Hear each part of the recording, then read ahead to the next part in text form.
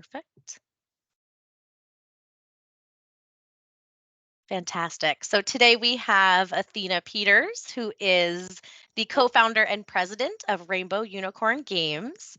Athena has over 20 years of experience developing games both in digital and analog, and has grown from humble beginnings as a community volunteer to an executive producer on AAA titles with multi-million dollar properties. Her foundation in theater has focused her products on storytelling and community, and also has a mission that drives creativity from major franchise MMOs to in-person experiences. And you also put these same priorities into building incredible teams, which is why we are chatting today, Athena. So thank you again for joining us for this quick interview just to hear more about the gaming industry and collaboration and teamwork. So to start off pretty broad, how does your team collaborate to brainstorm ideas for a new game project? So we do a number of brainstorming sessions. A lot of times folks will come forward, like one or two people might have an idea for a game or experience concept that they'll bring to the team. And then we tend to do a lot of group brainstorming. So I like to set up meetings that are like an hour to 2 hours long. And, we bring up what the what that basic concept is, and then like we workshop it, right? So what are things that other people in the room might want to add to it, or what are questions that immediately come up right when they hear about this concept, and really have this opportunity to do both group talking sessions of adding things in. But even now that we're fully remote, um, we'll use things like a Miro board, and we'll do things like writing down in a virtual sticky note, right, different ideas or concepts that people have, and then throw them up because on a board, and then as a group look at the board. And what this allows us to do is create some anonymity in ideas, because sometimes people feel a little shy about throwing up their ideas in front of a group. And so we find that doing a combination of both, a conversation, but then also creating opportunities where people can throw in ideas without necessarily needing to put their name on them, um, helps. And then also the same thing with giving people the opportunity to say what is their favorite or least favorite idea in a way that they can do it without being watched when they're doing it, helps them be able to be honestly, objective and give you concepts on that. So, that's a lot of it. We'll start brainstorming around that. And then, after we kind of get a general concept of what it is that we're wanting to build, we start thinking about, okay, well, uh, what is the core, what is the smallest bit of that we would need to start with to then start growing, and then what is it going to take us to build that, right, and then grow it from there. Very cool. So kind of all diving in with all these creative ideas and creative minds. I love that. Yeah. And kind of after that brainstorming phase, you mentioned taking a small piece and building that out. So how do you frame or outline the project from there to kind of maintain its integrity and ensure it stays on track?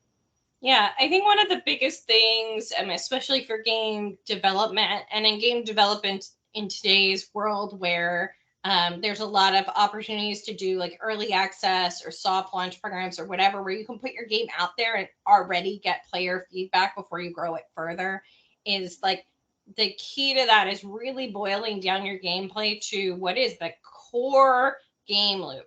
So, what is the very basic thing that I am doing that makes this game what it is? So, like, for example, right, there's childhood games like a game of tag, right? The core game loop of tag is that there is a person who is it, and there are a bunch of people who are not. And the person who is it needs to run and touch another person to pass the it status on, right? So we know that is the core game loop.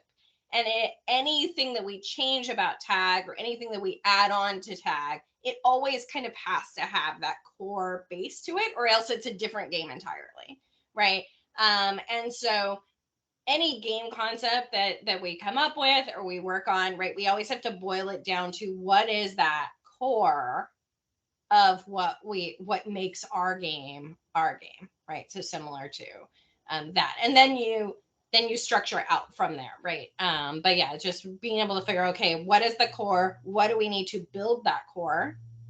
And then let's plan that out, right? What are all the bits that need to go in to make a game of tag, right? In whatever medium that we're looking at. So if we're talking about playing tag on my mobile phone, then what would I need to be able to play tag on my mobile phone? And then divvy up that amongst the team to see what we can build. Yeah. Perfect. And kind of you can't have even a mansion starts with a foundation, right? A That's solid right. foundation. Perfect. And kind of touching on that, dispersing it out to the team. So at a high level, when you're working on this new project, could you describe the roles that your team takes? And does that kind of evolve from the kickoff to the final launch? Tell us a little more about that. Yeah, so I mean, in general, you have a lot of roles within a game development team, and that might be housed within multiple people, or it might be housed within like a single person, depending on how big your team is, how big your budget is, right? So, when you're talking about indie teams, they tend to be, anywhere from like 1 to 10 people. And so you'll have everything from like you typically need if you're talking about creating a video game, then you're going to need some kind of programmer, or at least a person who knows like you have an idea on a platform that only requires scripting language to build something out, right? And so that you at least need somebody that can do scripting. Um, you need artists, right, to create the visual assets of whatever you're building, whether that's analog or digital. So, if you're building a card game or a board game, somebody has to create those assets, right, and the visual language that's involved there.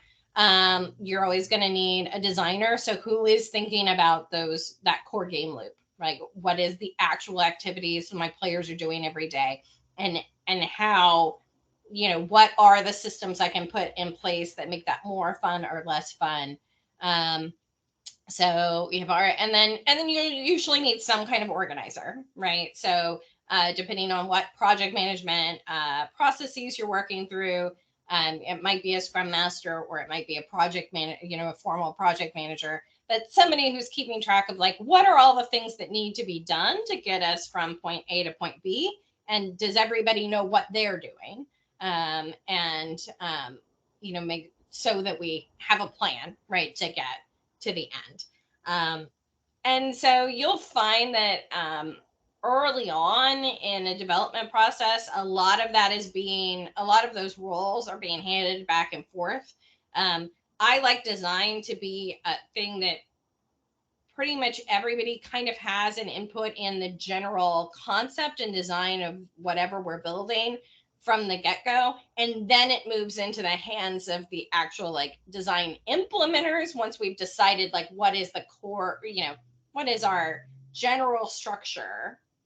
Now designers are actually going in and building the physical thing, but I like to make sure that in order to create a collaborative process, anybody who's involved, whether that's an engineer, an artist, you know somebody who's testing the work, anybody who's going to have to support the community or the customers, right?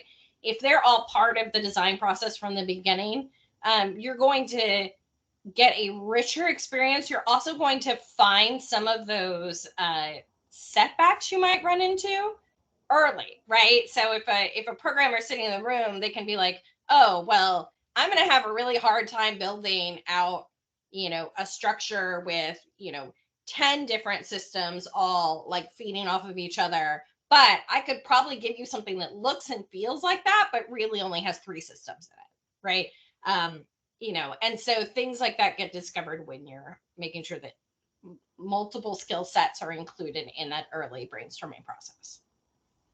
Perfect. Kind of bringing everyone to the table to work through everything at the beginning rather than working it. I mean, I'm sure things come up along the way, Yeah. but Oh, at yeah. least everyone's at the table in the beginning. That's awesome. And kind of with the process there and having everyone present. So what ways do you establish kind of project boundaries and expectations kind of as someone has that hands-on um, kind of task to take on?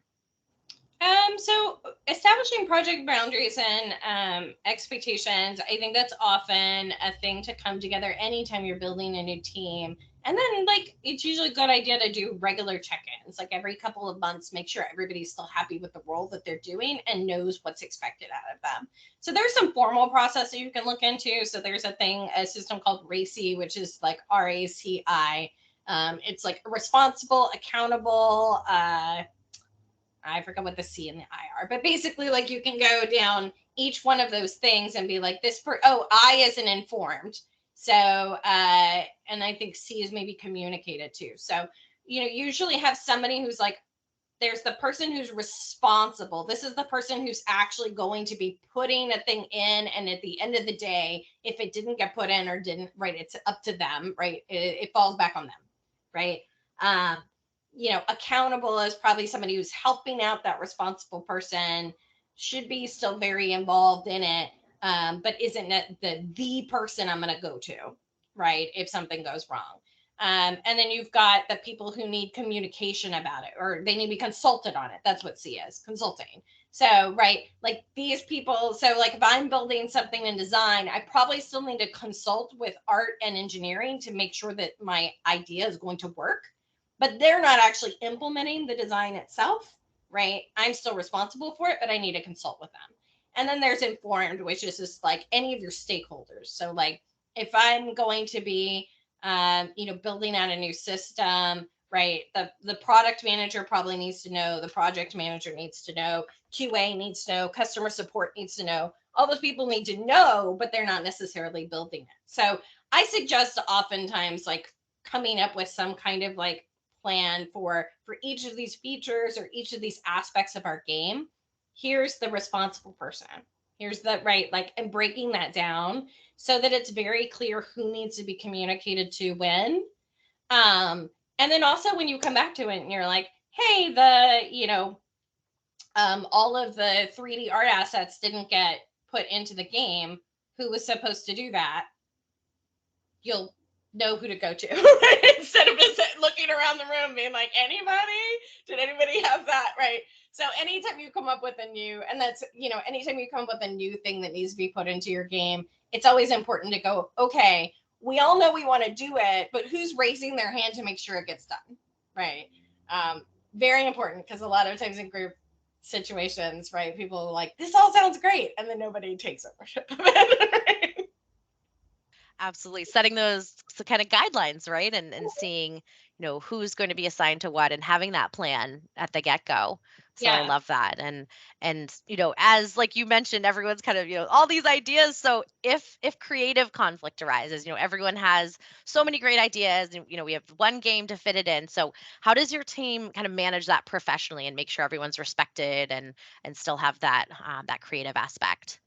Yeah, I mean, I think a lot of times it's about opening that conversation, right? So if there's creative conflict, like, oftentimes it'll be that, like, multiple people have views about how something should be done. And or, what should or should not be implemented. One of the things that I like to do, one, bring everybody to the table who's part of that conversation, but then leave out anybody who doesn't really need to be part of the conversation, right? So if it's a matter of like, um, we're making a decision between like two colors for an outfit for a major NPC, right? Um, Everybody in the company doesn't need to be involved in that conversation, right? Maybe it's just that the lead designer and the lead artist disagree on what color this should be, right? Um, so in that case, I would sit them down and like find out what it is that's bringing about the conflict. Is there a reason for a specific color choice one way or another with each of them, or did somebody just decide that this is their favorite color, right? I feel like a lot of times conflict can be resolved by just digging into what is the heart of the problem instead of just looking at what is the argument, purple versus blue, right? Why purple? Why blue? Right? Or why is this important to you right now? Because last time when we made a decision, your voice wasn't heard, and so you feel like you're not being heard, you're not getting enough creative input into the game. Let's dig into that, right? And if it's not this decision, let's plan out a time when your input does get put into the game, right? Those things, because I think a lot of times you'll find on teams that the what seems to be the surface conflict is not the actual thing that's happening there. It's usually motivated by something else that's going on. And so what I like to do is dig into the like, why are we having this conflict beyond just the surface, right? I love that. I love that. Really kind of, and it builds the team morale, kind of everyone being heard and, not just focusing on the conflict itself, but kind of Right. understanding each other's perspectives along the way. So I love that. That's a really great way to manage it. And kind of when these changes arise and as you're, developing things. So how would you or your team manage kind of sudden changes during a given project where everyone kind of has to pivot, whether it's a client or, just a decision that's made? How does that change get managed? So I mean, it depends on where it's coming from, right? So, there might be a pivot that comes in. So, right, like reality is, right, we were moving ahead with getting our development going. We had people planned out, scheduled for, doing consulting work, et cetera, based on a set budget, based on thinking that we were getting funding on a specific date. Funding didn't come through, right? All of a sudden we have to decide what we're doing moving forward here, right? And I think a lot of times the best thing to do is once you have that information, like there's a balance between warning people when things look like they might not work out the way you want. Like you want to give enough forewarning that if you see something's happening, you want to give people notice, but you also don't want to give them so much notice that they're worried about it, right? If there's nothing they can do about it. Um, so a lot of times it's a matter of like when you see a situation is changing, um, as soon as you realize it really is changing, and if it's something that's going to be said, and the first thing you want to do is communicate about it. Like first, find out all the information you can, and then as a leader, right, think about what are the options that we have. And what I like to do is focus on like maybe 2 to 3 options for directions that we can go in, but limit it to that. What are the best 2 or 3 options that we have as a team to see us through this, or to investigate, and then sit down with the team and talk with them about that, right? And then, so we've run out of funding. Here are the things that as a leadership team we're going to do to look into how we get funding later and how we still make sure this project happens. And then here are the 2 or 3 ways that you as a team could still contribute or can be brought back in at a later date, right? And here's all your options. Um, and then sitting down and having an honest conversation about it. I think is really important to really focus on what can we do instead of the feelings around having to pivot, right? And then that gets everybody's nervous energy focused in a helpful and a forward progressing way instead of like miring down in panic, right? So I think as right, it's really important for leadership to just really zero in on the what can we do options, and then give some of that power over to the team to kind of make choices within that or help to refine those options, right? Perfect. And yeah, really being able to balance kind of bringing people in, but also ensuring them that, it's going to be all right. We're going to get through it together Yeah, as a team. And, yeah, exactly. for sure. I love that too. And with the obviously a project cost during and kind of, looking at the future with, hoping that it becomes this huge game. And, how does your team kind of balance that financial concern, either through or after, about how marketable the product or concept will be while maintaining those creative goals that were kind of, at the onset?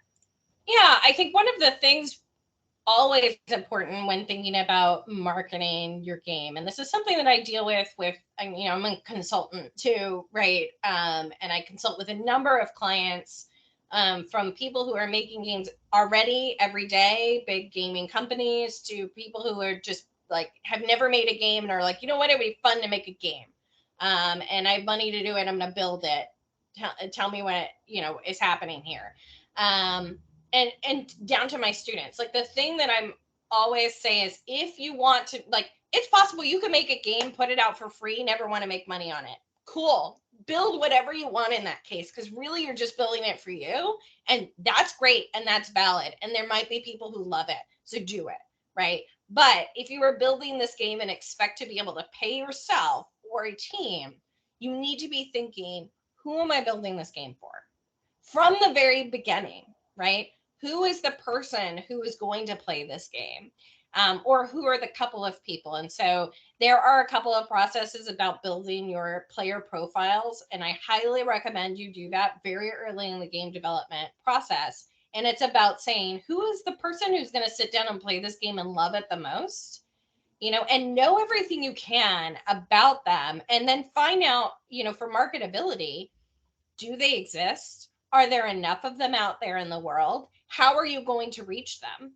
Right. And then once you have an idea of like what those numbers are, then it tells you whether or not you have a solid idea to also give you an idea of like how big can your game be, right? So if you're talking about a very niche, like a small market, like I'm very specifically targeting this person, there's maybe like 50,000 of them I expect to reach in the world, then I'm going to build a game that I only need to sell to 50,000 people. And my budget is all going to be based around that. But if I'm like, I'm going to build a thing that there's like 3 billion people that I could reach, right? Then I have more room to like give myself a big hefty budget because I expect to bring some, you know, serious monetization in from those people, depending on how I've decided to market and monetize my game. But yeah, so it's very important from the beginning that you set for yourself, who are you building for? And then know that person. Make a little character profile for them like you would a RPG game, right? And then be thinking constantly, where do they hang out? Because that's going to tell you where you're going to send ads or get them hyped about your community or whatever, right? Like, and then what other games do they play? Because you want to go play those games and see those games and say, like, what is it about these games that make people excited? What can I put in my game that will be similar to this? Right. Yeah. That's fantastic. And Rainbow Unicorn Games being so inclusive and having such an amazing message. So we thank you for being part of this, quick interview just to learn more about the gaming industry and teamwork. And do you have any kind of final thoughts you want to share with SNHU students about Rainbow Unicorn Games, or, just kind of the everything involved about your company? Yeah, so Rainbow Unicorn Games, we're very focused on creating games for, so we put the games for the rest of us.